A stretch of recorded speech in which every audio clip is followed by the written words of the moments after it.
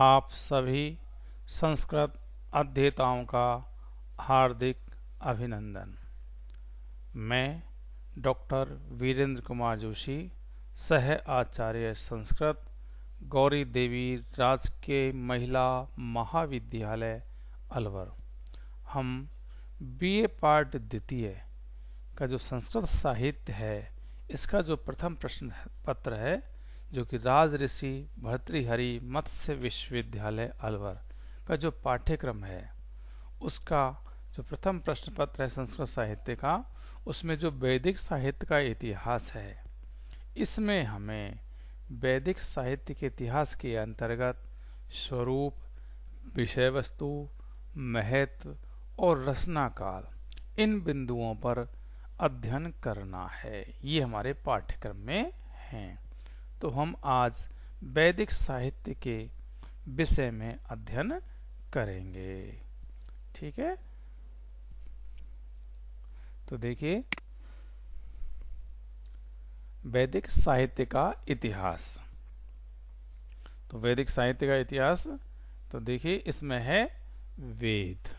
वैदिक साहित्य का जो इतिहास है, वेद। ठीक है, तो इसका हम अध्ययन अब प्रारंभ करते हैं। तो आप देखिए, जो वेद हैं वो क्या है कि विश्व साहित्य का सबसे प्राचीनतम ग्रंथ वेद है। वेद शब्द से उन समस्त वाङ्मय का ग्रहण होता है जिसके अंतर्गत संहिता, ब्राह्मण, आरण्यक, उपनिषद आदि सभी का समावेश है। वेदों में भारतीय संस्कृति, सदाचार, धर्म, दर्शन, ज्ञान विज्ञान, सामाजिक एवं राजनीतिक जीवन से संबद्ध सभी विषय उपलब्ध हैं। भारतीयों के जीवन दर्शन, आचार विचार, रहन सहन, नैतिक एवं सामाजिक चरित्र, व्यवहार तथा भारतीय संस्कृति के प्राचीनतम रूप एवं विकास और मानव जाति का इतिहास समझने के लिए वेद अत्यंत उपादेय हैं। यही कारण है कि विश्व के इतिहास में वेदों को अत्यंत महत्वपूर्ण स्थान प्राप्त है। ठीक है ना। वेद न केवल भारतीय समाज द्वारा ही समादृत हैं, बल्कि विश्व के महान विद्वानों ने भी उन्हें श्रद्धा की दृष्टि से देखा है और उनकी महत्ता को स्वीकारा है। भारतीय परंपरा के अनुसार वेद अपौरुषेय हैं। वे सदियों पूर्व से मानव जीवन के कल्याण के साधन बनकर उन्हें अनुप्राणित करते आए हैं। इनमें ज्ञान विज्ञान, धर्म दर्शन, सदाचार, संस्कृति, सामाजिक एवं राजनीतिक जीवन से संबंधित सभी विषय उपलब्ध हैं, जैसा कि अभी हमने चर्चा की है। अतः विद्वानों ने इसे विश्वकोश के रूप में भी मान्य किया है। वेदों के अध्ययन के बिना भारतीय संस्कृति एवं भारतीयों के जीवन दर्शन को समझना बड़ा ही कठिन है। वेद हमारे श्रेय और प्रेय के साधन हैं। मनु ने तो उन्हें सब धर्मों का मूल कहा है। वेदो अखिलो धर्म मूलम। ठीक है, वेद से ही समस्त धर्म प्रकट हुए हैं। यही कारण है कि पतंजलि ने षडंग वेदाध्ययन पर अधिक बल दिया। ठीक है, अब हम देखते हैं, ये तो वेद का सामान्य परिचय हो गया। अब देखते हैं वेद का अर्थ। वेद शब्द कैसे बना है, क्या इसका अर्थ है, तो इसके बारे में हम थोड़ी चर्चा करते हैं। तो देखिए, जो वेद शब्द है, विद ज्ञाने धातु से घै प्रत्यय करने पर बनता है। इसका अर्थ होता है ज्ञान। अतएव वेद शब्द का अर्थ है ज्ञान की राशि या ज्ञान का संग्रह ग्रंथ। प्राचीन ऋषियों ने जो ज्ञान अर्जित किया था, उसका संग्रह वेदों में है। ठीक है, सायण ने वेद शब्द की एक व्याख्या भी की है कि इष्ट प्राप्ति अनिष्ट परिहार्यो अलौकिक उपायम यो ग्रंथो वेदयति स वेद है। इष्ट प्राप्ति अनिष्ट परिहार्योर अलौकिक उपायम यो ग्रंथो वेदयति स वेद है। अर्थात जो ग्रंथ इष्ट प्राप्ति और अनिष्ट निवारण का अलौकिक उपाय बताता है उसे वेद कहते हैं। दूसरे शब्दों में हम ये भी कह सकते हैं कि अच्छा क्या है बुरा क्या है ये वेद ही हमें बताता है। ठीक है, वेदों को हम क्या है श्रुति भी कहते हैं। क्यों? क्योंकि इन्हें गुरु शिष्य परंपरा से ही सुरक्षित रखा गया था। गुरु परंपरागत पद्धति से वेदों के मंत्रों को शिष्यों को पढ़ाते थे और शिष्य उनको श्रवण मात्र से स्मरण करते थे। इसमें इस बात पर विशेष ध्यान दिया जाता था कि शिष्य मंत्रों के स्मरण में स्वर और उच्चारण संबंधी एक भी त्रुटि न होने दें। वेदों को निगम भी कहते हैं। निगम का अर्थ है अर्थबोधक या सार्थक। ठीक है, तो वेदों को साभिप्राय सुसंगत और उत्तम अर्थ बताने के कारण निगम कहा जाता था। ठीक है, तो जो वेद है, वेद प्राचीन काल में ही ज्ञान के अर्थ में प्रयुक्त होता रहा है, किंतु जो आपस्तंभ सूत्र है उसमें इस शब्द का प्रयोग ज्ञान के अतिरिक्त एक और अर्थ में प्रयुक्त हुआ प्रतीत होता है, जिसके अनुसार देखिए मंत्र और ब्राह्मण भाग को वेद कहा जाता है। वहां कहा गया है मंत्र ब्राह्मणयोर वेद नाम ध्येयम। ठीक है ना, कि मंत्र और ब्राह्मण भाग को वेद कहा जाता है। तो वेद, ठीक है ना, वेद का अर्थ हो गया। हम वैसे वेद जो पढ़ते हैं कि वस्तुतः वेद कितने हैं? 4 हैं। ऋग्वेद, यजुर्वेद, सामवेद और अथर्ववेद। ठीक है, ये हमारे वेद चतुष्टय हो गए। 4 हो गए ना, इनका नाम याद रखना आप। ऋग्वेद, यजुर्वेद, सामवेद और अथर्ववेद, ये हमारे 4 वेद हैं। ठीक है, अब हम वेदों का जो महत्व है, महत्व के विषय में हम अध्ययन करते हैं कि वेदों का हमारे लिए क्या उपयोगिता है, किस लिए हमारे लिए वो उपयोगी हैं। ठीक है ना, तो देखिए वेदों का महत्व। तो देखिए वेदों का महत्व, जो ये बिंदु है, इस बिंदु के अंतर्गत सबसे पहले देखते हैं कि वेद जो हमारे शब्द प्रमाण हैं, अर्थात वेद आप्त वचन हैं। वेदों में प्रतिपादित धर्म और ज्ञान शब्द प्रमाण हैं। ठीक है ना, दर्शन में हम जो पढ़ते हैं प्रमाण, तो यहां पर जो शब्द प्रमाण है वो कौन है? वेद हैं। क्योंकि वेद वचन जो कैसे आप्त वचन है, इसलिए वेदों में जो कुछ कहा गया धर्म और ज्ञान के विषय में वो शब्द प्रमाण है। तो प्रत्यक्ष और अनुमान से जिन बातों का ज्ञान नहीं हो सकता, ठीक है ना, उसका ज्ञान हमें शब्द से होता है। और शब्द आप्त वचन कौन है? वेद है। जैसे धर्म अधर्म, पाप पुण्य, मोक्ष, आत्मा का स्वरूप, पुनर्जन्म आदि, इनका बोध हमें वेदों से ही होता है।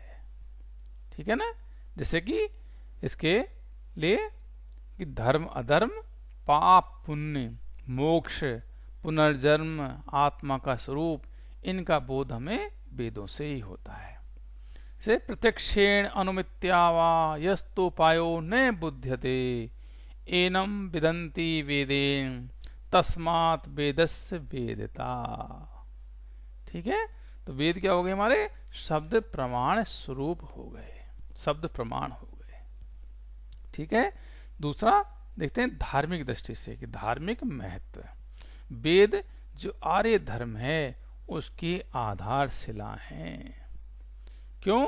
कि धर्म के मूल तत्वों को जानने के एकमात्र साधन वेद हैं। मनुस्मृति में भी कहा गया है, वेदो अखिलो धर्म मूलम। मनु ने वेदों को धर्म का मूल बताया है। महर्षि मनु वेदों को सर्वज्ञान में और सब विद्याओं का स्रोत मानते हैं और मानव मात्र के कर्तव्य ज्ञान के लिए वेदों को आधार बताते हैं। जैसा कि उन्होंने मनुस्मृति में कहा भी है कि यह कश्चित धर्मो मनुना परिकीर्तित है, स सर्वो अभितो वेदे सर्वज्ञानमयो ही स। ठीक है। तो समस्त जो भारतीय वाङ्मय है वेदों को प्रमाण मानता है। सभी धार्मिक कार्यों में वेदों की प्रामाणिकता अकाट्य मानी गई है। महर्षि पतंजलि ने तो निष्काम भाव से सड़ंग वेदों का अध्ययन अनिवार्य बताया है। ठीक है ना। क्योंकि वेद अध्ययन तो क्या है?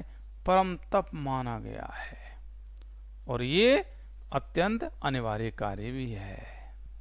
ठीक है। तो ये धार्मिक दृष्टि से हम इसका महत्व देखते हैं। अब देखिए सांस्कृतिक दृष्टि से कि वेद हमारे लिए किस तरह से उपयोगी हैं। वेद भारतीय संस्कृति के मूल स्रोत हैं। भारतीय संस्कृति का वास्तविक ज्ञान वेदों एवं वैदिक साहित्य से ही प्राप्त होता है। प्राचीन काल में वस्तुओं के नाम आदि तथा मनुष्यों के कर्म आदि का निर्धारण वेदों से ही किया गया था। सर्वेषां तु स नामानि कर्माणि च पृथक पृथक वेद शब्देभ्य एवादौ पृथक संस्थास्य निर्ममे। ठीक है। लोकमान्य तिलक ने वेदों की प्रामाणिकता को मानना ही आर्यत्व एवं हिंदुत्व का लक्षण दिया है। प्रमाण्य बुद्धिर वेदिषु, आर्यों का यज्ञ पर अटूट विश्वास, एक देव को मुख्य मानते हुए भी अनेक देवों की सत्ता, निष्काम कर्म की कर्तव्यता, ईश्वर की सर्वव्यापकता, ज्ञान और कर्म मार्ग का समन्वय, भौतिकवाद के प्रति घृणा या अनास्था, पुनर्जन्म में विश्वास, जीवन का लक्ष्य मोक्ष आदि का वास्तविक ज्ञान वैदिक साहित्य से ही हमें होता है। ये वैदिक साहित्य है जो हमें बताता है कि हम निरंतर कर्म करें। कर्म कैसे हो? निष्काम कर्म हो, लेकिन उन्हें हम कर्तव्य मानते हुए करते रहें। और ये संपूर्ण संसार किससे व्याप्त है? ईश्वर से व्याप्त है। ज्ञान और कर्म मार्ग का कैसे समन्वय हो सकता है? हमें इस भौतिकवाद से किस प्रकार से बचना है? जो हमारा जीवन का लक्ष्य क्या है? मोक्ष प्राप्ति, उस परम तत्व को प्राप्त करना, इस संसार में दोबारा नहीं आना। आदि का जो वास्तविक ज्ञान है वो वैदिक साहित्य से ही हमको प्राप्त होता है। वैदिक साहित्य में ही सब कुछ मिलता है। ठीक है। अगला है शास्त्रीय महत्व। शास्त्रीय दृष्टि से देख लीजिए कि सर्व ज्ञानमयो ही स, जैसा कि मनुस्मृति में उन्होंने कहा है कि ये कश्चित धर्मो मनुना परिकीर्तित है, स सर्वो अपितो वेदे सर्व ज्ञानमयो ही स, कि सर्व ज्ञानमयो ही स। वेदों को सभी विद्याओं का आधार माना जाता है। वेदों में दार्शनिक सिद्धांत, राजनीति, समाजशास्त्र, अध्यात्म, मनोविज्ञान, आयुर्वेद, गणित, अर्थशास्त्र, नाट्यशास्त्र, काव्यशास्त्र, कामशास्त्र तथा विविध कलाओं का अनेक स्थानों पर वर्णन है। इसमें कृषि के विषय में, अर्थ के प्रबंधन के विषय में बहुत सूक्ष्म और व्यापक दृष्टि से विचार किया गया है। ऐसे हमारे वेद हैं। वेदों के अध्यात्म तथा दार्शनिक तत्वों को लेकर ही विविध उपनिषदों और दर्शनों की सृष्टि हुई है। इसमें अनेक दार्शनिक तत्व हैं, ठीक है, जिससे हमारे जो उपनिषद हैं, ईश केन कंठ आदि जो उपनिषद हैं, और जो हमारे दर्शन हैं, दर्शन कितने प्रकार के हैं? 2 प्रकार के, आस्तिक और नास्तिक दर्शन। आस्तिक जो वेदों को मानते हैं, दूसरे नास्तिक जो वेद निंदक को नास्तिक है, जैसे जैन, बौद्ध, चारवाक, ये नास्तिक दर्शन की श्रेणी में आते हैं। आस्तिक सांख्य योग है, ठीक है ना। इस तरह से ये हमारे दर्शन हैं। तो इन दर्शनों की और उपनिषदों की सृष्टि इसके दार्शनिक तत्वों को लेकर के हुई है। अतएव समस्त प्राचीन वाङ्मय में वेदों के अध्ययन पर असाधारण बल दिया गया है, ठीक है। अब वेद हमारे आचार शास्त्र भी हैं, आचार संहिता भी है। कैसे कि वेद मानव मात्र के कर्तव्य बोध के लिए सबसे प्रामाणिक ग्रंथ हैं। इनमें सभी के कर्तव्य अकर्तव्य का यथा स्थान विस्तृत विवेचन और प्रतिपादन है। जैसे गुरु शिष्य, गुरु के शिष्य के प्रति क्या क्या कर्तव्य हैं, शिष्य का गुरु के प्रति क्या क्या कर्तव्य हैं, दोनों का संबंध कैसा होना चाहिए, पति पत्नी का, पिता पुत्र के, माता पिता के, समाज और व्यक्ति, राष्ट्र और राष्ट्रीयता आदि का एक दूसरे के प्रति किस प्रकार की भावना हो, किस प्रकार का कर्तव्य हो, ये सब कुछ हमें इन ग्रंथों में, इन वेदों में मिलता है, जो हमारे आचार सिखाने वाले हैं। ऐसे हमारे आचार मूलक ग्रंथ हैं। सामाजिक महत्व प्राचीन भारतीय समाज का चित्रण वैदिक साहित्य से प्राप्त होता है।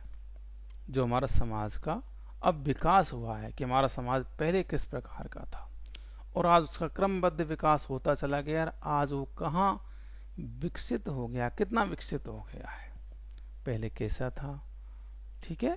तो उसका सबका हमें विवरण, चित्रण जो है वैदिक साहित्य से प्राप्त होता है। मुख्यतया ऋग्वेद और अथर्ववेद से तत्कालीन समाज और सभ्यता का विशद विवरण प्राप्त होता है। यजुर्वेद में विभिन्न जातियों के कर्मों का वर्णन है। उस समय जो प्रचलित वृत्तियां, पेशे जो होते थे, उनका भी विस्तृत वर्णन है। जैसे ब्राह्मण का कर्तव्य ज्ञान अर्जन, क्षत्रिय का रक्षा करना, वैश्य का धनोपार्जन करना और उसका सदुपयोग करना, शूद्र का सेवा कार्य करना। इस तरह से समाज में विभिन्न व्यक्तियों का ये उन्होंने कर्तव्य निर्धारित किए थे। उस समय जैसे कार्य हैं, चोरी कार्य आदि निंदनीय कार्य माने जाते थे, ठीक है। अगला आर्थिक दृष्टि से देखें तो आर्थिक महत्व वेदों से आर्यों की अर्थव्यवस्था का भी हमें व्यापक वर्णन मिलता है। प्राचीन काल में भाई उस समय ये मुद्रा तो थी नहीं जो आजकल हम देख रहे हैं। तो उस समय आदान प्रदान की क्या व्यवस्था थी, व्यापार और वाणिज्य का क्या स्वरूप था, कृषि, अन्न, वस्त्र आदि तथा पशु आदि का क्या एवं किस प्रकार जीवन में उपयोग था, इसका वर्णन हमें वेदों से ही प्राप्त होता है। आदान प्रदान, लेन देन अर्थशास्त्र का मूल मंत्र है ये तो, ठीक है। तो यजुर्वेद में भी इसका एक बहुत सुंदर सा चित्रण है। देहि में ददामी, ते नी में देहि, नी ते दधे, निहारम च हरासी, में निहारम निहराणी ते, ठीक है।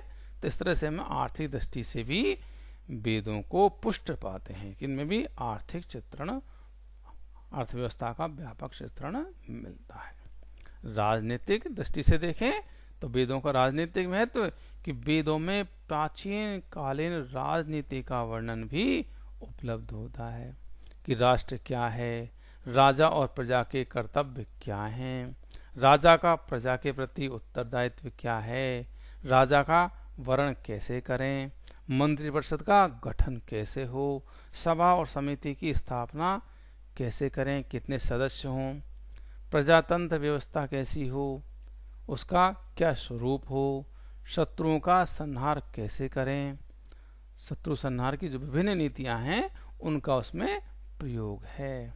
जैसे प्रजा का कर्तव्य था कि राष्ट्र की वो रक्षा करे, राजा के साथ मिलकर के राजा का सहयोग करे। जैसे कहते भी हैं कि वयम राष्ट्रे जागृयामय पुरोहितास्याम, उस समय प्रजातंत्र राजव्यवस्था का भी वर्णन मिलता है। राजा का निर्वाचन कैसे होता था इसका भी हमें चित्रण मिलता है। उस समय सभा और समिति की क्या उपयोगिता थी ये भी वहां देखने को मिलता है। हम देखते हैं भाषा वैज्ञानिक दृष्टि से समस्त विश्व वाङ्मय में ऋग्वेद ही सबसे प्राचीन उपलब्ध ग्रंथ है। तुलनात्मक भाषा वैज्ञानिक सभी अध्ययनों के लिए वेदों की, मुख्यतया ऋग्वेद की उपादेयता स्वीकार करते हैं। भाषा का क्रमिक विकास किस प्रकार होता है या किस प्रकार हुआ है, इसके यथार्थ ज्ञान के लिए वेदों की अत्यंत उपयोगिता है। वैदिक संस्कृत से लौकिक संस्कृत का किस प्रकार विकास हुआ, इसके लिए भी वेदों की सहायता अनिवार्य है। तो भाषा वैज्ञानिक दृष्टि से भी इनका महत्व होता है। ऐतिहासिक महत्व, ऐतिहासिक दृष्टि से देखें तो ऐतिहासिक महत्व की कुछ सामग्री वेदों से हमें प्रचुर मात्रा में प्राप्त होती है, जिनके आधार पर प्राचीन इतिहास की रूपरेखा तैयार की जाती है। इसमें नदियों के नाम हैं, जैसे गंगा है, यमुना है, सरस्वती है, सुतुद्री है। इसमें राजाओं का युद्ध के वर्णन है, जैसे दासराग युद्ध उसका वर्णन है। ठीक है, इसके अलावा यदुतुर्वस और उनका वर्णन है, पशु पक्षियों के नाम हैं, विभिन्न जातियों के नाम हैं। तो उस समय की जो किस प्रकार की इतिहास था, किस प्रकार की सभ्यता थी, वो सब कुछ हमें इसके वेदों के अध्ययन से प्राप्त होता है। इनमें वो सामग्री प्रचुर भरी हुई है जो हमें प्राचीन इतिहास की ओर स्पष्ट करने की ओर ले जाती है और स्पष्ट करती है। अब हम साहित्यिक दृष्टि से काव्य शास्त्रीय और साहित्यिक महत्व कि जो वेद हैं ये केवल इनमें ज्ञान इस तरह का ही नहीं है, बल्कि इनमें साहित्यिक दृष्टि से भी इनका काफी महत्व है। वेदों में अनुप्रास, यमक, रूपक आदि अलंकारों का अनेक स्थानों पर प्रयोग है। उषा सूक्त जो है उसमें उषा के एक अत्यंत सुंदरी युवती और पत्नी के रूप में भी वर्णन मिलता है। उदय होती हुई उषा एक सुंदरी के तुल्य अपने वस्त्रों को चारों ओर फैलाती है। पृथ्वी से द्युलोक तक उसका ही सौंदर्य दिखाई पड़ता है। उषा को एक सुंदरी कन्या का रूप देते हुए सूर्य रूपी पति से मिलने के लिए उद्यत प्रेमिका के रूप में वर्णन किया गया है कि वह मुस्कुराती हुई और अपने वक्ष स्थल को अनावृत करती हुई सूर्य के सम्मुख जाती है। तो ये काव्य शास्त्र साहित्यिक, तो साहित्यिक दृष्टि से हम देखें तो वेद में साहित्य भी मिलता है कि साहित्य के जो विभिन्न अलंकार हैं, जो रस है, उनका चित्रण भी वहां पर हमें उपलब्ध होता है। सौंदर्य के प्रतिमान है वो भी वहां पर उपलब्ध है। ठीक है, तो इस प्रकार हम देखते हैं कि वेद अनेक दृष्टि से असाधारण महत्व रखते हैं। तो इसलिए जो वैदिक साहित्य है हमारे लिए अध्ययन करने योग्य है, पठनीय है कि वेदों का हम पढ़ें और इनका व्यापक प्रचार प्रसार करें, जिससे हमारे अंदर अच्छे संस्कार आए, हमारी बुद्धि विकसित हो और हम सन्मार्ग पर चलकर समाज का, सभी का, अपना स्वयं का, अपने समाज का, राज्य का, देश का, सबका विकास करें, सबका उन्नति करें उन्नति की ओर उन्मुख हो हम। ठीक है, तो जयतु संस्कृतम, जयतु भारतम।